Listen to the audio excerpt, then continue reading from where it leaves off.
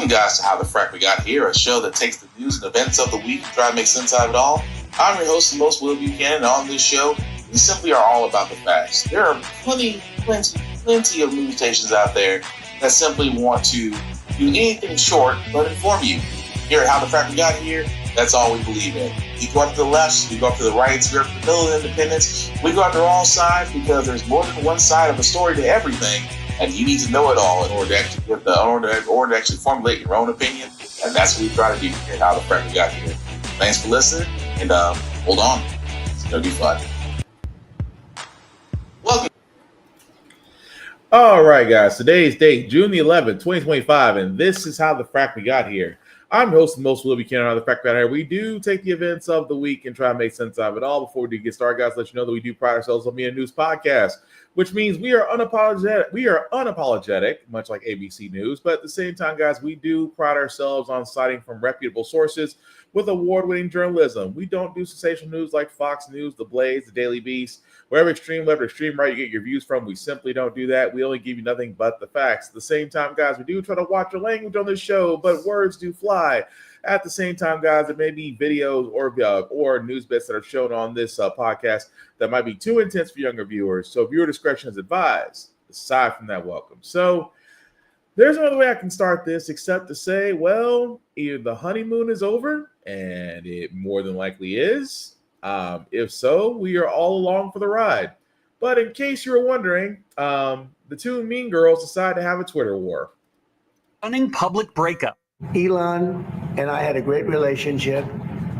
I don't know if we're well anymore. I was surprised. Just days after that lavish Oval Office send-off. He's done a fantastic job. So I expect to remain a friend and an advisor. President Trump and his once top ally, Elon Musk, now in a nasty public feud. I'm very disappointed in Elon. I've helped Elon a lot. All starting this morning when the president was asked about the former Doge leader's criticism of his so-called Big Beautiful Bill, which extends the Trump 2017 tax cuts and eliminates taxes on tips and overtime. Musk slamming it, saying it spends too much. Elon knew the inner workings of this bill better than almost anybody sitting here. The president, who recently showed off his Tesla at the White House, saying Musk's opposition began because the bill eliminates electric vehicle tax credits, which hurts Musk's business. He had no problem with it. All of a sudden he had a problem, and he only developed the problem when he found out that we're going to have to cut the EV mandate. Musk responding in real time on X. False. This bill was never shown to me even once. Moments later, writing, whatever, keep the EV solar incentive cuts in the bill, but ditch the mountain of disgusting pork. I pressed Trump about Musk's criticism. And this is the guy you put in charge of cutting spending. Should people not take him seriously about spending now? Are you saying this is all sour grapes? No, he worked hard and he did a good job. And I'll be honest, I think he misses the place. People leave my administration and they love us. And then at some point, they miss it so badly, and some of them embrace it, and some of them actually become hostile. I don't know what it is. It's sort of Trump derangement syndrome. Put the signs up, put the hat on. Let's go. All of it a sudden shift for Musk, who enthusiastically campaigned for Trump. Today, the president suggesting he would have won in 2024 without the support of the world's richest man. I think I would have won. Susie would say I would have won Pennsylvania easily anyway. Minutes later, Musk firing back, writing, without me, Trump would have lost the election. Such ingratitude. And this afternoon, the war of words escalating even further. President Trump posting, Elon was wearing thin. I asked him to leave. I took away his EV mandate, and he just went crazy. And that the easiest way to save money in our budget, billions and billions of dollars, is to terminate Elon's governmental subsidies and contracts. Musk then writing, time to drop the really big bomb.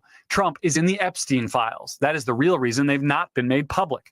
Musk offered no evidence to back up his accusation, and nothing made public has implicated Trump, who's denied any involvement in Epstein's criminal behavior. The White House responding to Musk's claim, saying it's a, quote, unfortunate episode from Elon. The president late today posting, I don't mind Elon turning against me, but he should have done so months ago. This is one of the greatest bills ever presented to Congress. Across the board, Tesla shares. Meanwhile, as all of this unfolded, Tesla stock plummeted, losing over 14% of its value. All right, Garrett Hake joins us now live. Garrett, you also pressed the president on another major headline, his new travel ban on 12 countries. Yeah, that's right, Tom. This new ban includes Haiti, Iran, and Yemen. The president says those countries don't do enough to vet travelers and cited the Egyptian national who overstayed his visa and is now charged in that Colorado attack. But when I asked him why Egypt wasn't included on this list, he said they have things, quote, under control. Democrats have called this new policy reckless and discriminatory. Well, let's call it what it is, folks. The mean girls are fighting. The honeymoon is over. Elon got what he wanted and decided to dip. And then, the real size of them came out. Not that I have a dog in this fight. We knew this was this was bound to happen anyway, that Elon was on his way out because Tesla is basically a dumpster fire now. He's trying to save what he can of his Starlink and SpaceX businesses, even though he's still considered, for some odd reason, the richest man in the world. At the same time, Trump, tries, I should say Taco. We got to keep on. Taco is just the name they stick with this man. But they have it out. I took away his ED mandate. He didn't like that. So, he decided to go sour grapes, leave my administration, which seems to be an era of delusion of Trump withdrawal, if you will. It's amazing how much Taco is full of himself. But I love the fact that the last thing that Musk tried to do or try to say was, oh, by the way, Trump's in the Epstein files and water is wet. Anybody that's been paying attention in the last 5 years have seen pictures with Taco and Epstein. He's been on chartered planes. It has already been reported he was on chartered planes with Epstein. So why should we be surprised that Elon, you're not really saying anything that we already don't know. Matter of fact, it goes all back to the Epstein files, which again, that's a whole other rabbit hole of, I assume there are more people on there, and yet somehow it's being kept under wraps. But again, that's tinfoil hat territory. We're staying away from that. We're sticking with the facts. Elon and Taco had a falling out. Makes me wonder if Taco's going to keep that red Tesla that he decided to use the White House lawn as a used car salesman lot to do it. At the same time, the bill is terrible. We've already sat there and said on this podcast how terrible this bill is. We have sat there and said how dangerous this was. Economists have sat there and said this will immediately put us into almost a second Great Depression. At the same time, we are seeing businesses who are hurt by these tariffs that are also a part of this bill either close shop or unfortunately either close shop and have to let go of people because the tariffs are just simply not enough to basically try to keep a profit and overhead and people employed under. So again, Elon hasn't said anything in the tweets, and everybody's like, "Oh, but he's saying that he's with Epstein." That's what you took from that. You didn't take away from the fact that Elon was considered a special government employee that was not elected by constituents, given access to things he shouldn't have, awarded his company's contracts that he really should not have got because of conflict of interest, cut jobs, ruin people's livelihoods, wrecked families upside down, and now he wants to sit there and play truth hunter. I will give him one thing though.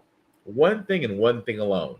If it was not for him, if it was not for douchebag Joe Rogan, I firmly believe Taco would not be president. If there's one thing Musk can stand on that he might have a point in, if it was not for him, if it was not for that Joe Rogan podcast, I firmly believe Taco would not be president. If it wasn't for that, I think Taco would be sitting in a jail cell right now. So I will give you credit for that, for tapping into the hatred of young white napkins in this country and basically making sure that other people, I got to give it to them, it wasn't just napkins that voted for Taco. Other countries did too, which we did cover, but I'll give Elon credit at least for that. But what's so crazy about this is he has the nerve to not only argue when the honeymoon is over, he decided now he has a new target. He decided now he has a new target, California. Because you know why? Because ICE agents, the new Gestapo, are going after everybody because their boss, Stephen Miller, the racist SOB that he is, has declared that they should be arresting everybody. They should be arresting illegal immigrants everywhere. Schools, Home Depots, anywhere. Even the actual immigration courts, where folks have legally won the right to stay, and you have these masked ICE agents taking them and deporting them without due process. So, what does California have to do with all this? Well, ICE decided to descend upon California, and specifically Los Angeles had a bone to pick with that. Hence why we are now pretty much where at the line of Billy Joel's Where We Didn't Start the Fire, Taco did. Then Donald Trump sending more troops into Los Angeles as anti-ICE protests now continue. He is mobilizing 700 active duty Marines to join the National Guardsmen who are already there in LA against the governor's wishes. Just moments ago at the White House, President Donald Trump doubled down on deploying the military to an American city, claiming that Los Angeles was under siege. If we didn't get involved, Right now, Los Angeles would be burning, just like it was burning a number of months ago with all the houses of Los Angeles right now would be on fire, and we have it in great shape. We're not playing around. How will you determine whether or not there is an insurrection? Well, look at what's happening. I mean, I could tell you there were certain areas of Los Angeles that you could have called it an insurrection. But it's not just there. We are also seeing immigration protests spread to other cities, with even more demonstrations planned for later on today. NBC News correspondent Camila Bernal is live for us right now in Los Angeles. Camila, President Trump didn't rule out sending troops to other cities if similar protests were to occur. What else did he say just moments ago there in the Oval Office? Yeah, Morgan. So multiple times he said that LA would be under fire if you did not have the Guard here. And in terms of sending the National Guard, the president said that he needed to act fast, that he couldn't essentially wait for Governor Gavin Newsom, and essentially that he wouldn't wait for other governors. He wants to act and says that the National Guard will be here in Los Angeles indefinitely until there is no more danger. My colleague Garrett Haake also asked him about the Marines and their role here in Los Angeles. Here's what the president said. The Marines is, a lot of people think, an escalatory step, though. These are guys who fight wars. Are you at all concerned that things could get out of hand with Marines? When I see people City? Throwing concrete into cars, when I see people, the kind of people that I saw on your network doing danger to the police and to the military and to the National Guard, no, it's okay. These are very dangerous people. They're bad people. They were met with heavy force and they folded. And I think that local leaders here and protesters would say that Los Angeles is not burning or would not necessarily be burning if the Guard wasn't here. So, of course, we're waiting to see more reaction, but I think that's not well received necessarily here in Los Angeles. Yeah, I mean, what is the current status, though, of those Marines, the National Guardsmen who have already been sent to LA? Yeah, the Guard has been protecting some of the federal buildings, but we can say that the protests have been more scattered, have not been as violent as they were, say, over the weekend. There was definitely protesters still out last night. And at the end of the day, usually what happens is that they declare an unlawful assembly. So they essentially clear the streets. They make everybody go home. And yes, there was still some looting. When you walk through some of the streets in Los Angeles, there's a lot of graffiti. The Los Angeles Police Department saying they're going to look through all of this and investigate and try to get people to be held accountable for this. But usually what happens is that mostly it is a peaceful protest throughout the day. And then there's usually some group or one person that escalates it. A lot of people trying to prevent that from happening so that things don't continue to escalate it. Okay, so what we got so far is that, like they said, ICE agents being in California, specifically in cities like Los Angeles, trying to, what they say, capture illegal immigrants. Here's my thing. If you got to go to a Home Depot to pick up immigrants, it's kind of hard to sit there and argue the fact that you're picking up criminals when they are just people that are just looking to work. You're picking up kids from school. You're picking up kids from school, which is also a scary freaking thought. You're basically, violating everything in the Constitution because Stephen Miller decided that he did not like the fact that the numbers did not suggest that enough illegal immigrants are being picked up. That's all it is. So Los Angeles sat there and said, we're not going to freaking take it. So, of course, they protested and bonded together.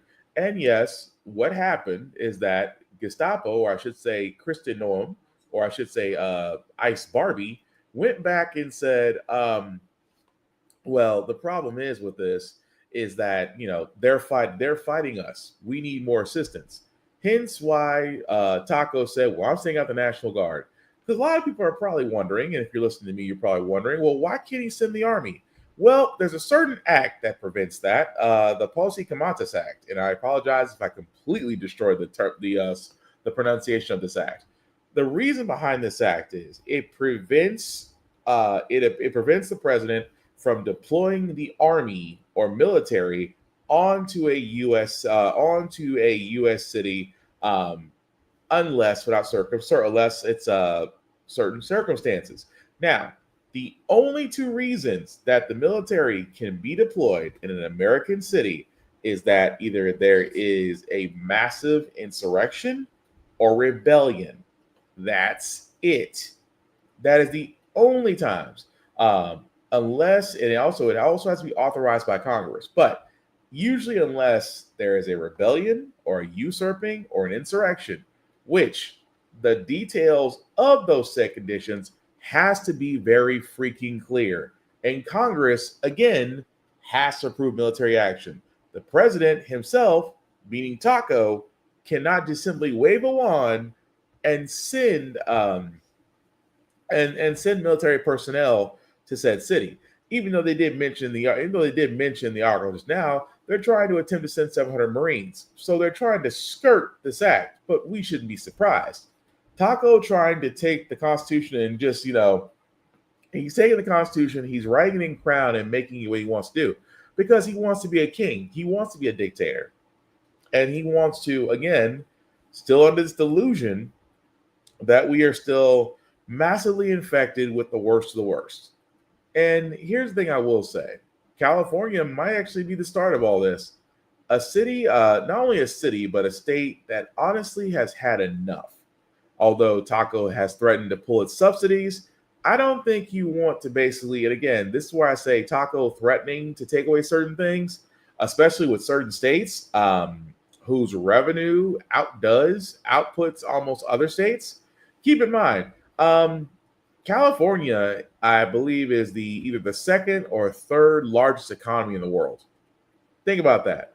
California, a state out of the 50 states, by itself is a micro universe of financial wealth. At the same time, they contribute nearly $80 billion to the federal government. Here's the thing. It's not the fact, and I'm pretty sure this has been said before on many other podcasts, California could honestly be okay on its own. It's the rest of the U.S., it's the U.S. government that may have a problem missing that $80+ billion in revenue. And it's not just them. DC, Washington State, all of them contribute major amounts to the federal government's budget. And again, these three states I just actually described could actually be okay on their own. That screams volumes. But outside of threatening military, I keep on saying invasion, but that's what it is. It's an invasion. Because Taco wants to invade California. He also has called for the arrest of California Governor Gavin Newsom, in which I love the fact that he sat there and said what we're all thinking. Lawsuit against the administration over the National Guard order. It comes as a war of words heats up between President Trump and Governor Gavin Newsom. ABC's Perry Russum joins us now with the latest on that. Good morning, Perry. Rhiannon, good morning to you. Tensions between President Trump and California Governor Gavin Newsom escalating as both leaders clash over the federal response to the protests. White House Border Czar Tom Homan floating the idea of arresting Newsom for allegedly obstructing federal immigration enforcement. Homan later walking that back, saying there had been no discussion of actually arresting the governor. But Trump has continued to criticize Newsom publicly, calling him lawless. Last night, Newsom describing the deployment of troops as chaotic and poorly managed. Just get it over with. Arrest me. Move on. We have hundreds of graduations down here. Kids are not going to their own graduations. It's mass panic out here in the nation's largest county, in the nation's largest state. Good, hardworking people, decent people. These are not the criminals. These are not the thugs. At a White House event yesterday, ABC's Karen Travers asking Trump what crime Newsom had committed that would warrant his arrest. I think his primary crime is running for governor because he's done such a bad job.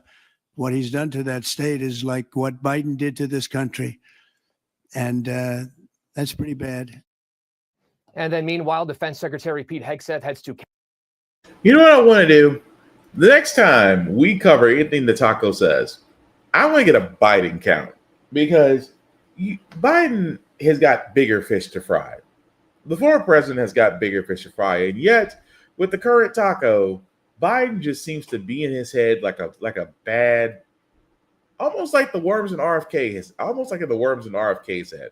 And I wish I could make that a joke. That brain is probably full of amoebas. But the thing I'm getting at is here, Gavin Newsom, the governor of California, has sat there and told Taco, "You want me? Come get me. Arrest me." Because like you said, you have kids, and like we described before, people being picked up from Home Depot, people being picked out of their homes, kids being picked out of high school graduations, folks getting picked up from immigration courts from cases that they've won to stay or have actually gotten their visas or green cards, and they're still getting picked up. So yeah, I can understand exactly where Governor Newsom is coming from. He's like, we're done. And he is, I mean, say what you want about California. California has learned a lot of things, specifically Los Angeles, since the 92 riots. They've learned that people can definitely band together. And when a big-ass neighborhood bands together, law enforcement has no shot. It's not because the Warriors wasn't a movie. Those first 20 minutes was a message. I'm just saying. Can you dig it? But outside of that, though, for some odd reason, Speaker Mike Johnson, who apparently does not have enough to do in his day, decided to also call out Governor Newsom, because I honestly think the more Mike Johnson speaks, the more I'm like, he is stuck in a time warp, because he has called for something I haven't heard since I was 5 years old, and it was on a Monty Python episode of the Holy Grail.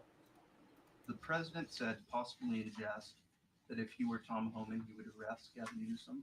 Do you believe that Newsom should face consequences in a legal way? That's not my lane. I'm not going to give you legal analysis on whether Gavin Newsom should be arrested, but he ought to be tarred and feathered. I'll say that. I mean, look, he's standing in the way of the administration and the carrying out of federal law, right?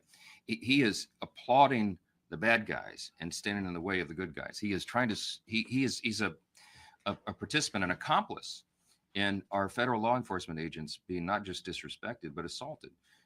This is a serious problem, and the governor is now filing a lawsuit against the president. What a joke. Do your job, man. That's what I tell Gavin Newsom. Do your job. Stop working on your rebranding and be a governor.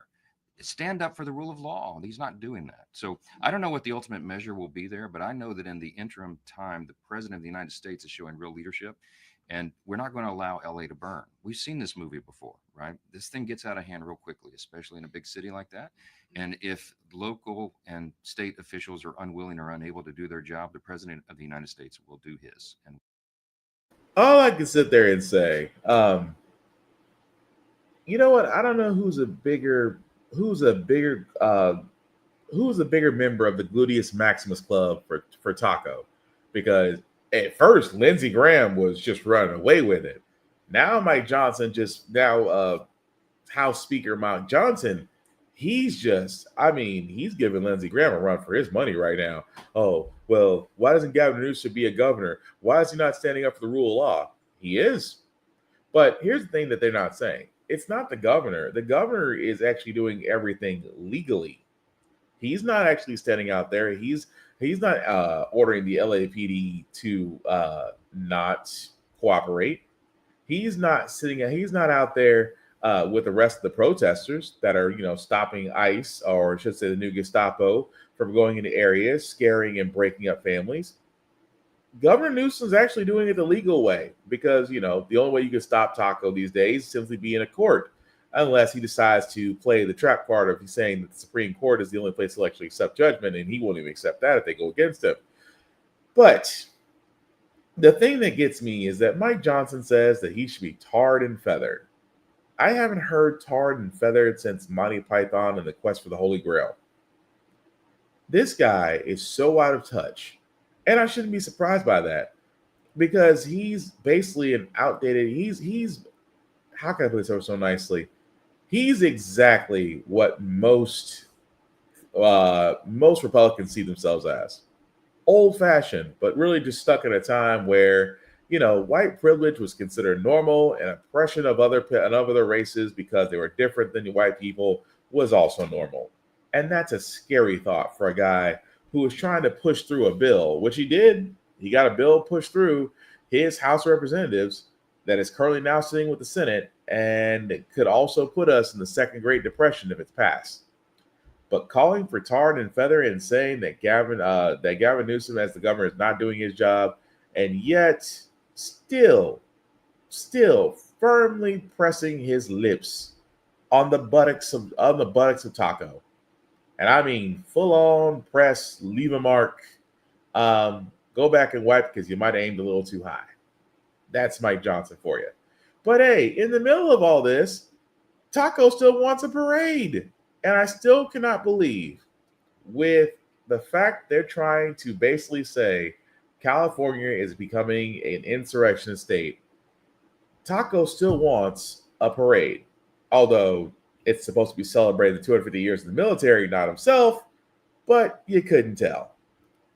Final preparations are underway for Saturday's parade in Washington, honoring the 250th anniversary of the Army and coinciding with President Trump's 79th birthday. Officials say security will be tight, including drone surveillance and over 18 miles of anti-scale fencing. Military hardware is also rolling in from across the country. We brought 28 Abrams tanks, 28 Bradley fighting vehicles, 6 Paladins, and then 28 Stryker infantry carriers. Overall, that is 90 vehicles of the 150, which will be in the parade on 14 June. Army officials say they expect around 200,000 people to attend. Final preparations are on. So what's crazy about this is I don't understand it. Like, don't get me wrong, support the troops, love the armed forces. For all those that have served and continue to serve, thank you for your service. We understand that. But do you think this is the right time to have a military parade? That seems very Nazi-ish. I'm just gonna be honest because Trump does have certain people's qualities. Yeah, let's go with that. Certain people's qualities. Because the thing I'm not understanding is you would think as he's trying to send Marines into California that he still wants a military parade.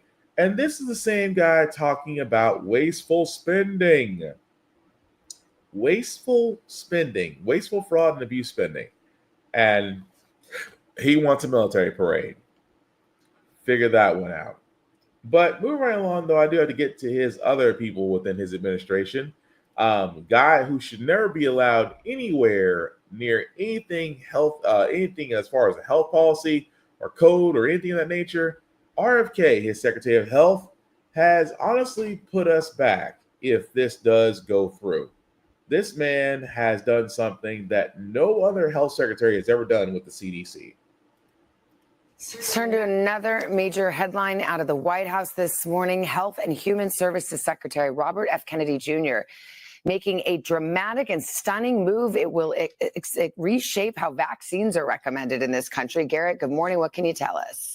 Yes, Savannah, in this case, all 17 members of the CDC's Independent Vaccine Advisory Committee are being removed by Kennedy, who accused the committee of being, quote, plagued with conflicts of interest and little more than a rubber stamp for any vaccine. This committee consists of public health experts who make recommendations on who should get what vaccines. The decision by Kennedy has spurred enormous backlash among public health officials who see this as, frankly, a disaster and who say that the committee has been a trusted source for vaccine guidance for generations. States. Many worry that the anti-vaccine Kennedy could appoint similarly constituted allies to this board now. Kennedy has this long history of skepticism to opposition to some vaccines. And this is just his latest move to come under significant scrutiny. You may remember just last month, Kennedy said that COVID vaccines would no longer be recommended to healthy children and healthy pregnant women. That's something, ironically, this committee was set to discuss at a scheduled meeting for later this month.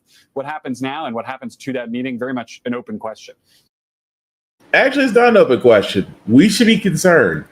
He removed qualified individuals who could actually establish vaccine policy, and he removed them all. Why? I'll tell you why.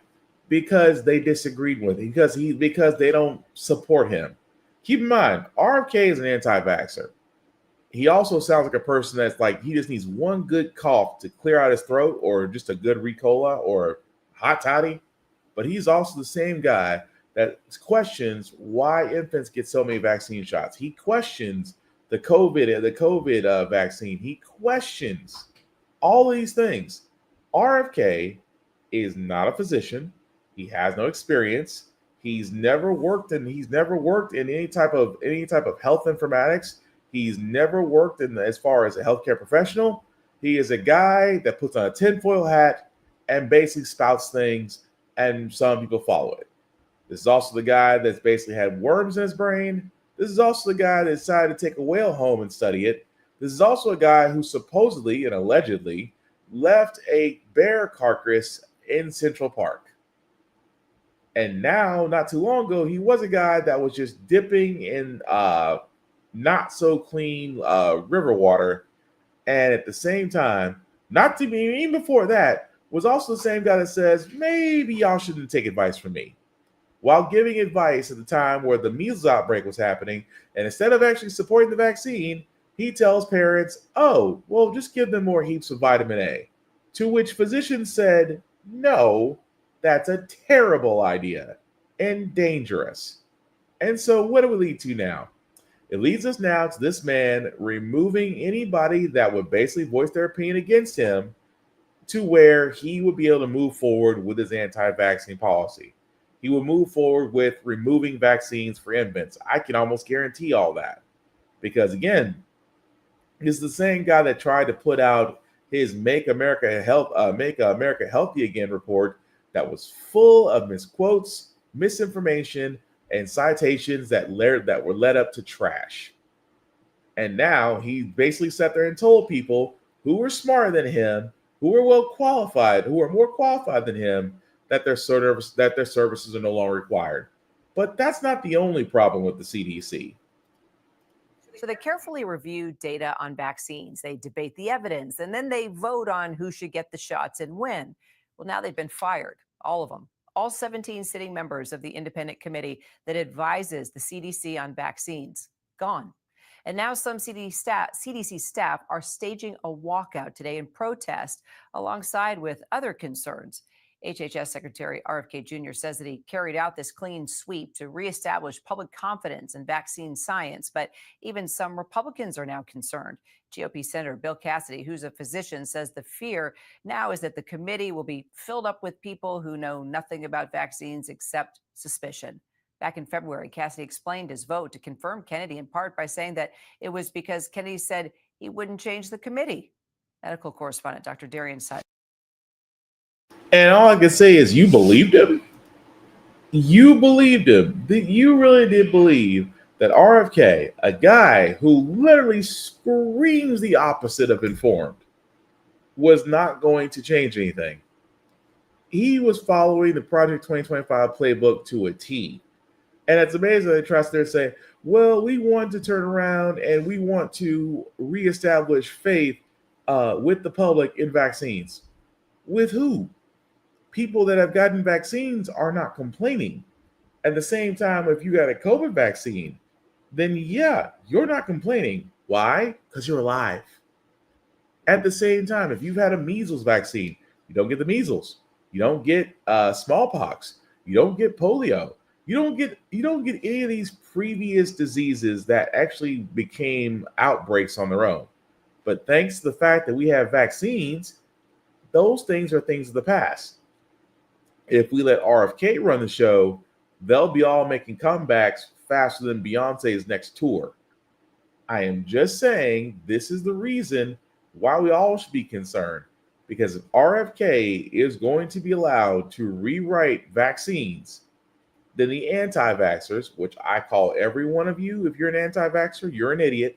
You are. I am completely unapologetic about that, because I will stress this very heavily. There's nothing wrong with vaccines. Vaccines have saved millions of lives. Do we need multiple vaccines? Yes. Have you seen the diseases we faced? At also the same time, do vaccines cause autism? They do not, no matter what anti-vaxxers say. There's plenty of studies out there that would support that otherwise. At the same time, will RFK wind up getting more people hurt than saved? Beyond a shadow of freaking doubt. But again, this is why I stare and say his administration from left to right is pretty much a caca show. But going back to a previous article we did cover about Trump's bans, yes, it's 2016 all over again. And on a dozen countries is now in effect. The new ban impacts people from all of these nations that you see on the screen. The president's also imposing partial restrictions on entry from these 7 other countries. The White House says it's targeting countries that lack proper vetting, don't share identity and threat information, or have high visa overstay rates. ABC's Matt Rivers has more from Mexico City. Hi, Matt. So what are some of the immediate impacts now that this ban's in effect? Yeah, so the immediate impact, of course, is going to be that hundreds of thousands of people who would travel to the United States for a variety of reasons over the coming months and years, whether it be working, whether it be to visit family members, whether it be for tourism, all of those visa applications are now going to be denied. Obviously, we know that there's a ban on the entry of the individuals from those countries, but effectively what's happening here is that when these countries' individuals go to the United States Embassy or a consulate in these countries and apply for a visa application, most of them are going to have those visa applications summarily denied. That has a number of different impacts, kind of what I listed off the top there. Of course, there's the obvious impacts of people coming here to work, people coming here for tourism, but you also have to remember that from these list 19 countries overall that's affected, you're talking about millions of people who are nationals or were nationals, maybe binational, have dual citizenship of both countries that are already in the United States. So let's say you're someone from Chad, for example, you're living in the United States, you're not gonna be able to have family members come visit you. So there's the humanitarian side of this, there's the business side of this, but of course what the Trump administration is saying here is that these are countries with either a history of terrorism, whether they have histories of high rates of visa overstays. These are countries that were investigated by the State Department and found to be worthy of being included in this ban. Of course, there's going to be challenges in court, just like we saw during the first Trump administration. So, yeah, what's crazy is, folks, is that we are now actually seeing, again, 2016 all over again. That I just want to get to this point because if you, and let me just throw this up there for a second. So, partial travel restrictions. Burgundy, Cuba, Laos, Sierra Leone, Togo, Turkmenistan, and Venezuela are partial. Whereas Afghanistan, Burma, Chad, Republic of the Congo, Equatorial Guinea, Eritrea, Haiti, Iran, Libya, Somalia, Sudan, and Yemen are no-goes. I wonder what all these countries have in common, because these are people of color countries. And some of those countries were the same ones that you put right back under the freaking thumb. Out of fear. Out of nothing but freaking fear. And that's the point of all this. That he wants to scare people into these things. And it just keeps getting worse. At the same time, folks, do want to bring up Harvard. Why do I want to bring up Harvard? Because Harvard, for lack of better words, seems to be in this escalating war with Taco. But now, other Ivy schools are coming along.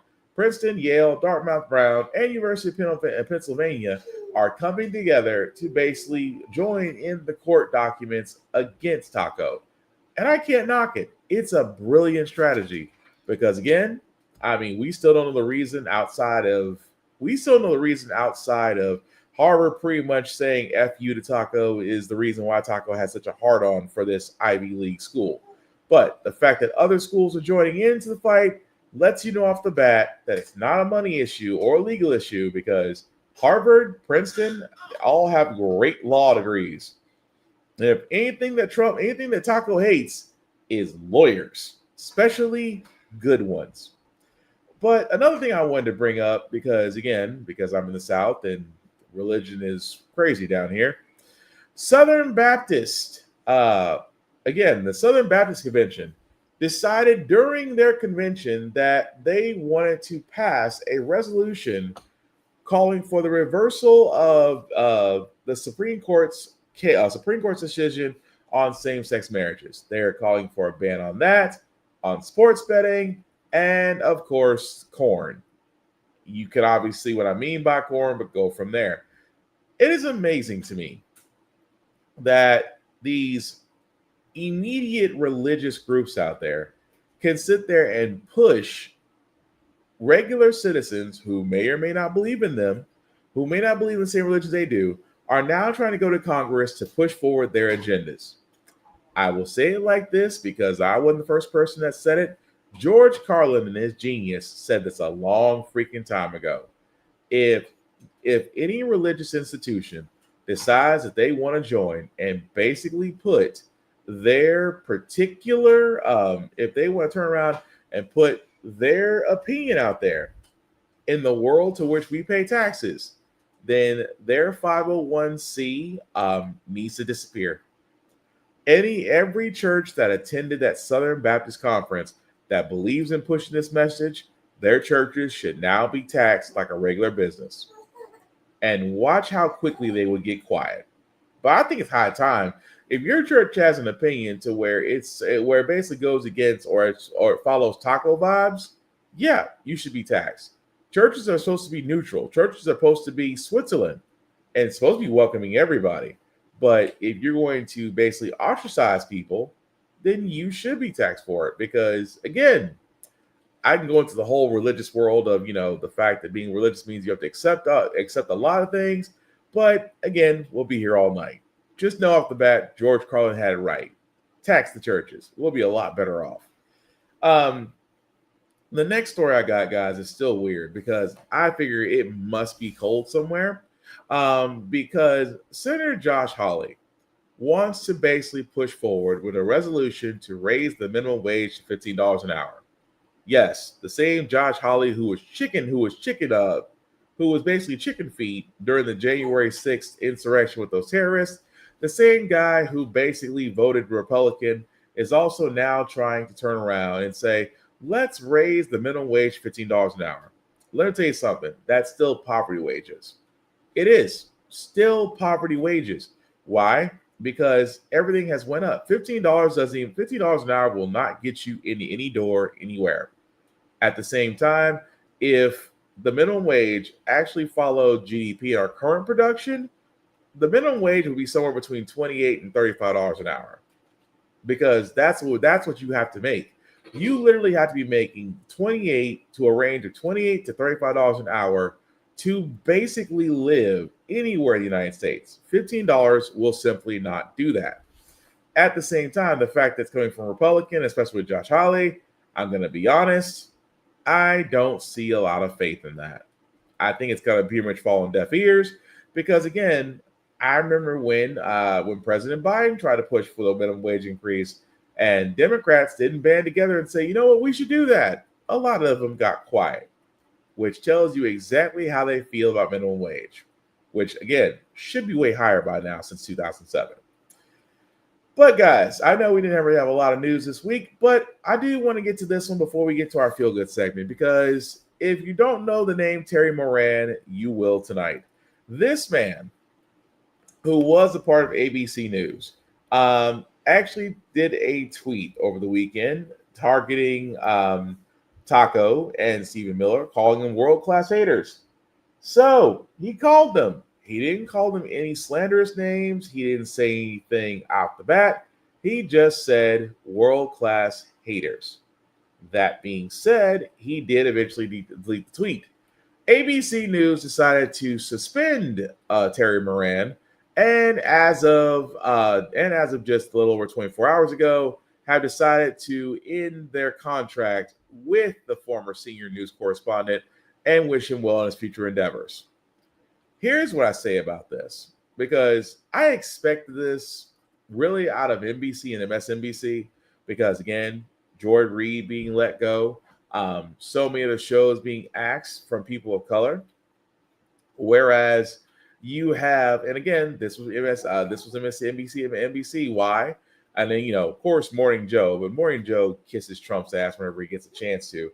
But the thing I'm getting at is they tailor their network so they do not catch the ire of Taco.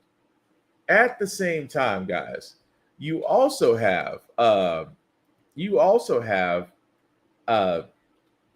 CBS, ABC, also trying to change their tunes.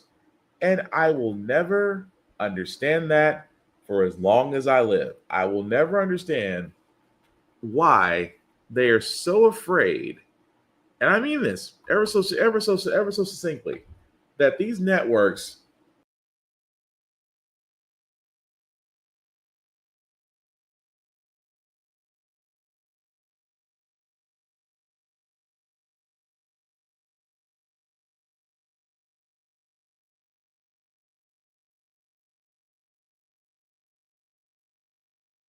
I could also understand it, but it's not liable. It's not slander because, yeah, there's some world-class haters. He didn't say anything that we already didn't say about the current president or worse. But because, and I said this before my Facebook post, I said this multiple times, that those owners of these networks grow a fracking backbone.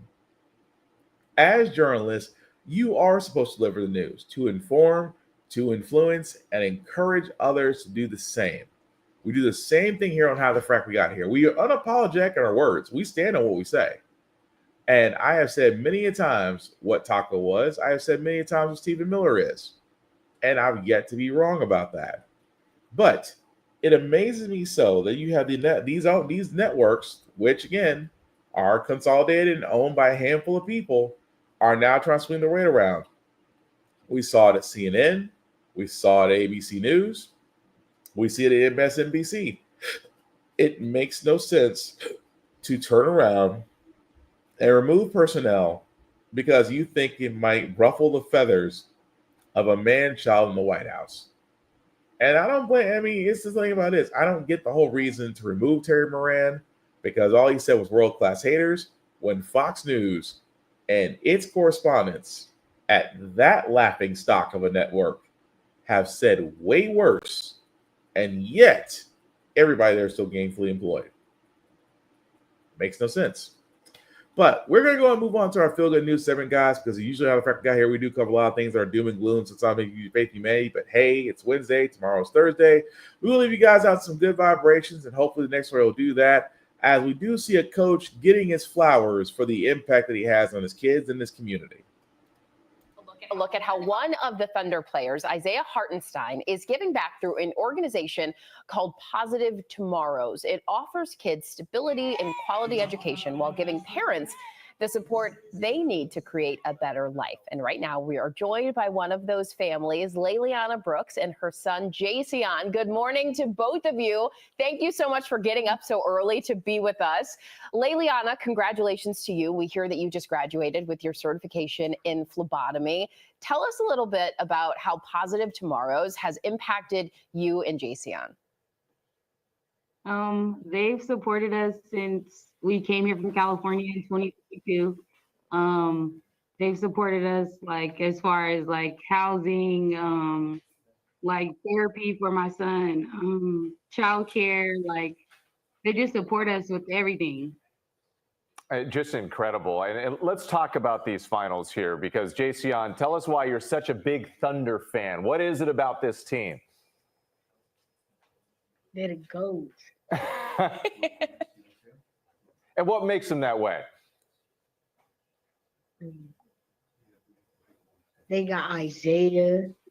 They got Shay. They cooking. They're unstoppable. And Mom, how about you? What makes you such a big Thunder fan? Jason. That's fitting. It's usually the kids that'll get you interested in something. We can see his Thunder shirt, how big of a fan he is. Jason, we also heard that today just happens to be your birthday. Is that true? You're looking a little shy over there. Happy birthday to you, Jason. We not only want to wish you a very happy birthday, but we've got We should do something about his birthday, right? What do you think? I think so. Yeah. We've got a little surprise for you and Mom. You guys, are you ready for this? You're going to go to Game 2 of the NBA Finals as special guests of Thunder player Isaiah Hartenstein. ESPN is giving you 2 tickets to tonight's game. Jason, you don't have to be shy anymore. You're going to the game. You're holding back that smile. You're going to the game. And we have a message for you from Isaiah. Take a look at this. Hey, Liliana and Jason, I'm excited to have you guys at Game 2. Thank you guys for all the support. Hope you guys enjoy it. Thunder up. What do you think of that? Are you excited to go to the game? Yeah, very excited. Thank you so much. Well, it's well deserved. And of course, they need their top fans in the house to cheer them on. So congratulations. Happy birthday, Jason. Thank you. Well, enjoy the game, guys. Thank you. All right. And a reminder here, you can watch Game 2 of the Okay, so might have been a slight problem that again the story didn't get out there, but 1 second, we're gonna try that one more time because although that's great because the NBA Finals are going on and happy that they actually can see that, but that's not necessarily the story. The story that we're looking at should be let's try it again. We are back now with our series Sideline Superheroes, shining a light on coaches across the country making a difference in their communities. Ike Ajachi is at Gainbridge Fieldhouse, home of the Indiana Pacers in Indianapolis, with one coach who's a true leader on and off the court. Hey, Ike. Hey, Michael, good morning. The NBA is getting ready for Game 3 of the finals between the Indianapolis Pacers and the Oklahoma City Thunder. It's why we're here highlighting a very special coach. Coach Chris Hawkins here is a 3-time Indianapolis Coach of the Year who took his students to several conference championships and state tournaments. But if you ask anyone here, they'll tell you that he is so much more than a great coach. He's an amazing mentor, a leader of men who leads by excellence. Let's all give it up for Coach Hawkins, right? Come on now. God. Now, Coach, talk to me. What's it like being a coach for this team for so long?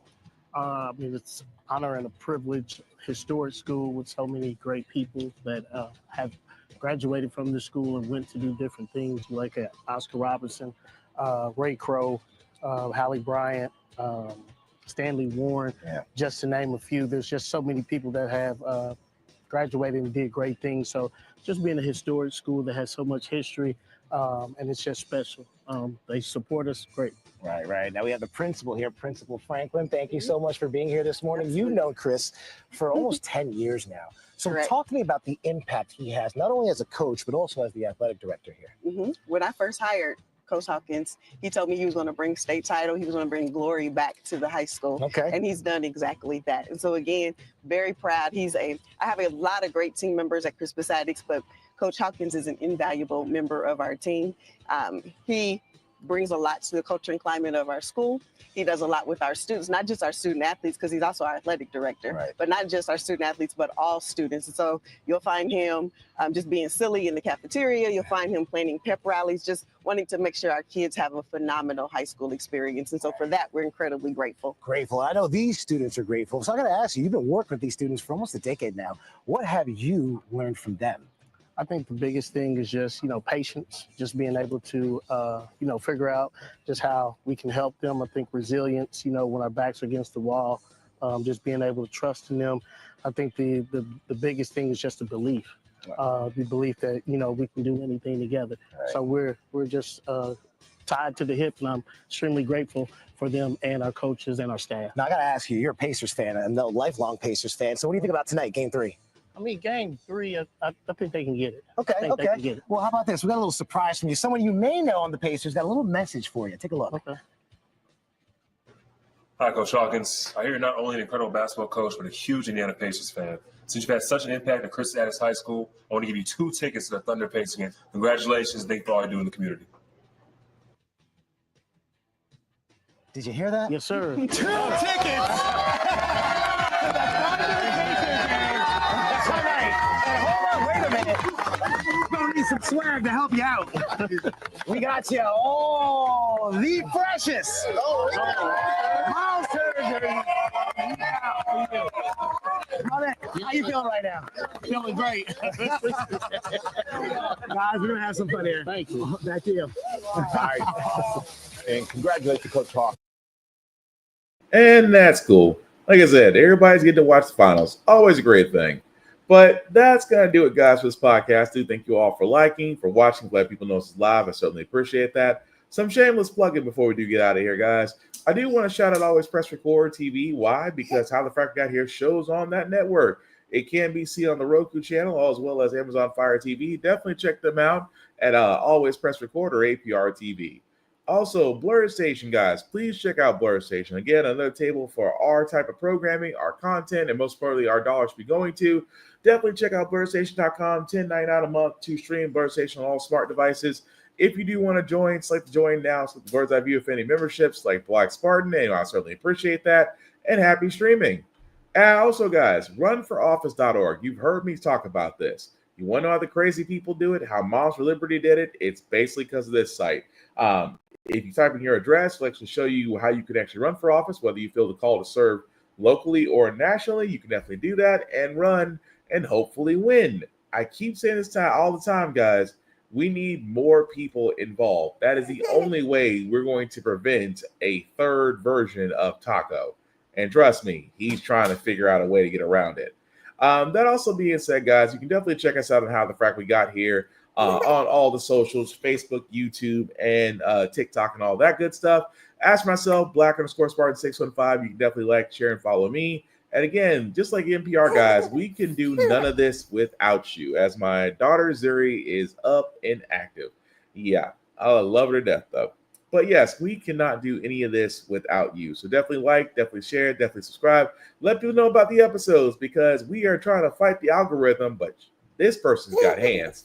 At the same time, guys, don't doom scroll. I know a lot of things are happening in the world right now, but don't doom scroll. Really get outside, enjoy the environment, because it's summertime. Please make smart decisions, because again, we don't want anybody doing dumb stuff unless you're trying to get into good trouble. But at the same time, check on your friends, call or text.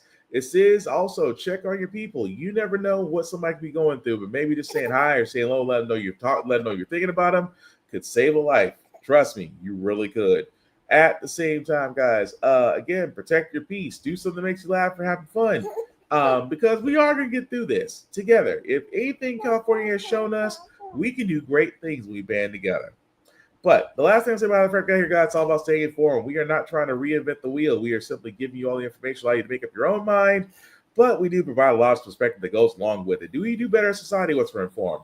We progress, that we move forward. We try to right the wrongs of our past and making decisions now that we should have done back then, like electing our first black woman to the Supreme Court, electing our first black woman to the Federal Board of Governors, and maybe one day electing our first black woman to be called Madam President. All great things.